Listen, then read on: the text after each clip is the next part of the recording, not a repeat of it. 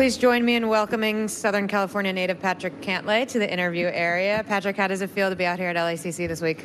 It's great. I played golf at UCLA just right down the road for a couple of years, and so played here dozens of times. And, they had announced the tournament, I think, around then.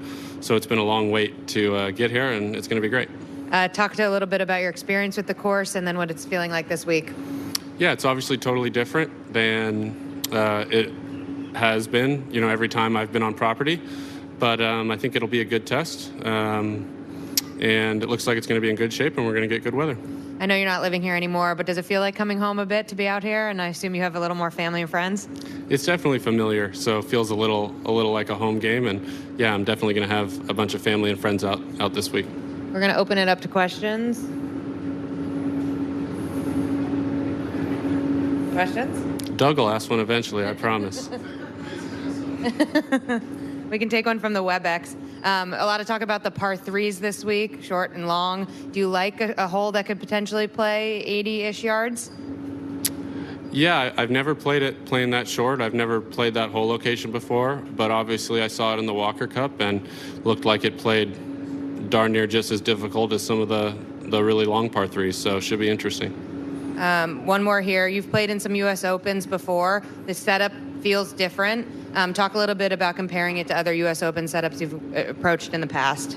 I feel like we haven't played a lot of Bermuda U.S. Opens, so that's a little different. And then also, we haven't seen fairways maybe this wide, but I don't think these fairways will play particularly wide. So it'll still be a challenge, and it'll still be very important to play out of the fairway. So yeah, I think those are the two biggest differences, but I think it'll still play very difficult. We're going to go back right to Ben. Hey, mate. Plenty of people have had opinion and comment on your major championship career. How would you describe it? Yeah, off to a slow start, I would say.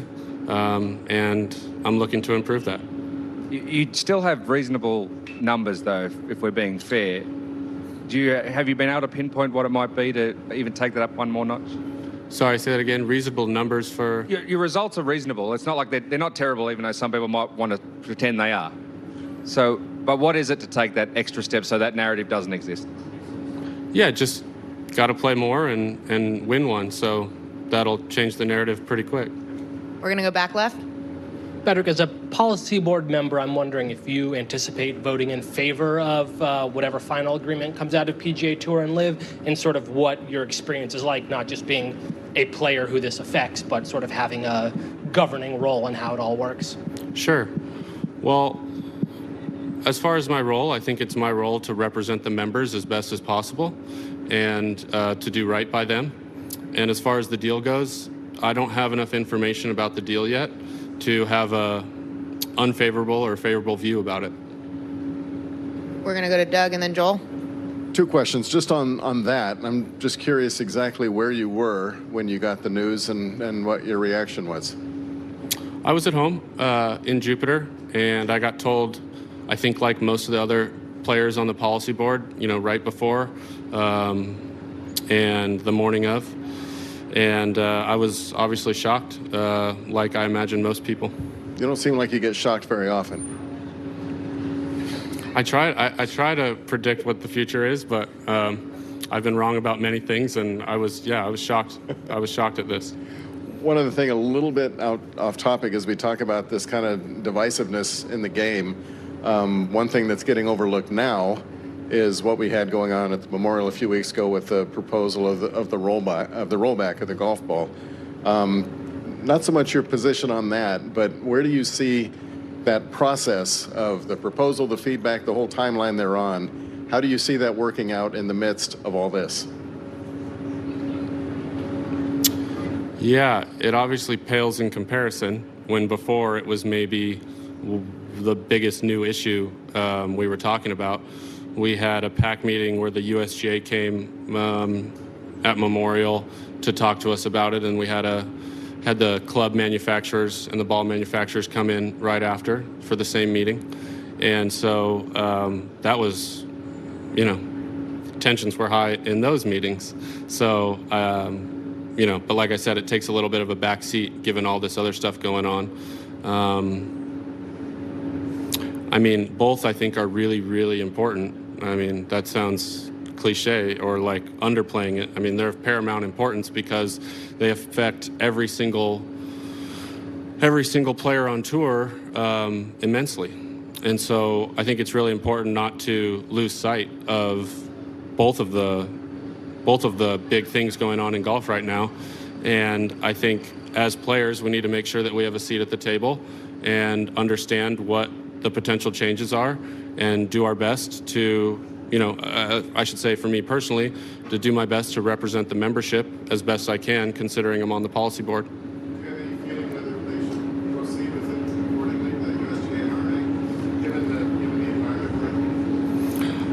I personally think it was bad before the environment, and so I think it would,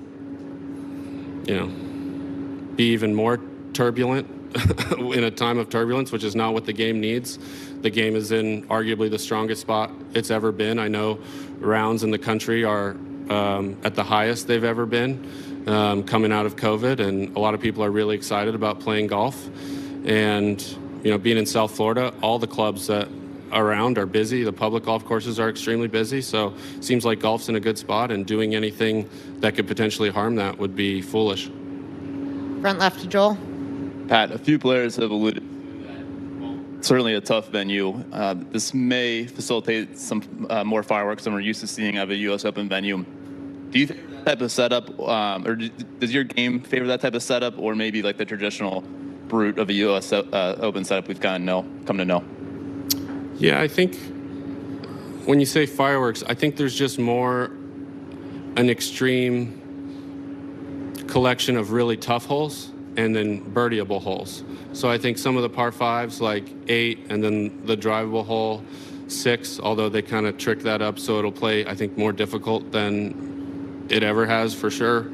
There's just holes where you feel like you should definitely make birdies and give yourself looks. There's some early wedges that you can get, one you can get, but then there's some really hard holes, and especially if you're not playing from the fairway, they can get really difficult. So I think the harder holes may be harder, and the easier holes may be a little easier than a standard U.S. Open. Front right. You mentioned number 6. What have they done to maybe trick it up and make it different? And what are some of the factors that you think of when determining whether you're going to go for it or lay up?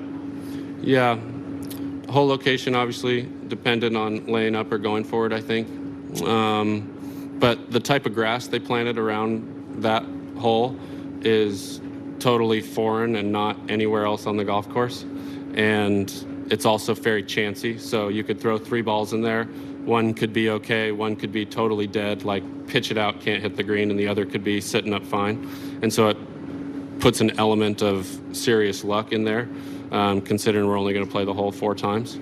But just the fact that it's just totally different grass. But, if you lay it up and hit a nice wedge shot, you're going to have a good look. So it's definitely within the player's control to play that hole well. On the right to Bob. Patrick, have you spoken to any of the non-player policy board members and or Jay since this whole thing came down? And aside from us asking you about this during the U.S. Open week, what's the distraction level like, if any, other than us? What's the strategy level? The distraction level. Oh. Yeah, I've talked to a number of people, independents on the board, players on the board, and I've talked to Jay. I'm just trying to get as much information about it as possible so I can, form my opinion. And right now it seems like it's still too early to have enough information to have, a good handle on the situation. And yeah, it's a distraction, but I imagine it's a distraction for, everyone. And come tournament time, it won't be on my mind. Do you get a sense that this is going to take weeks, months before you'll get a handle or anybody will get a handle on what it really all means? Yeah, I know there's a policy board meeting coming up in a couple weeks, the week of Detroit. So I hope to have definitely more information by then. And I imagine, after the meeting, I'll have, far more information than I do right now. We're going to go here, back left corner. Hey, Patrick, McKenna Keel, Pac-12. As a member of the UCLA Athletics Hall of Fame 2022, wanted to ask if you've had a chance to meet Omar Morales, who qualified this week, and if so, what that interaction has been like, and what advice you would have for him as he heads into the Open. I haven't met Omar yet, but I did see that he had qualified, and that's great. I'm looking forward to hopefully running into him this week. And I would just say to treat it like, any other tournament that he plays. Get as prepared as you can and know that if he plays, his own game and plays well, he can compete. Amazing. Thank you so much. We're going to go back here. Patrick, I'm curious, in the times you've been here, have you heard any weird stories or heard any weird noises in the area to the right of the 14th tee? Yeah, you can hear the monkeys almost every time you go back there. And there's a bunch of other wildlife back there that you can hear occasionally. Is it distracting? Not for me. We're going to go right here. This morning, John Rahm said there's a sense of betrayal amongst many of the players that they're frustrated about this. Are you hearing that from other players? What do you have to say to, like, if John Rahm's frustrated or betrayed? I think it's totally understandable. I think any time that you're left in the dark on a decision that potentially affects you massively, that could easily make you upset. For me, like I said, I'm just trying to understand this deal as best I can, or understand what's going on as best I can. It seems really complicated, and so I don't want to get ahead of myself and form an opinion like that until I know all the facts and know what it's about. But I understand that emotion, and I think it's totally natural and understandable. Stay on your left with Adam. Patrick, did shock turn to anger? No, more confusion about what was really going on, especially with, a lot of the information being information you get from the media and having just conflicted opinions and stories where I'm not really sure exactly what is going on. I got a broad sense of what I've gathered, and when I've talked to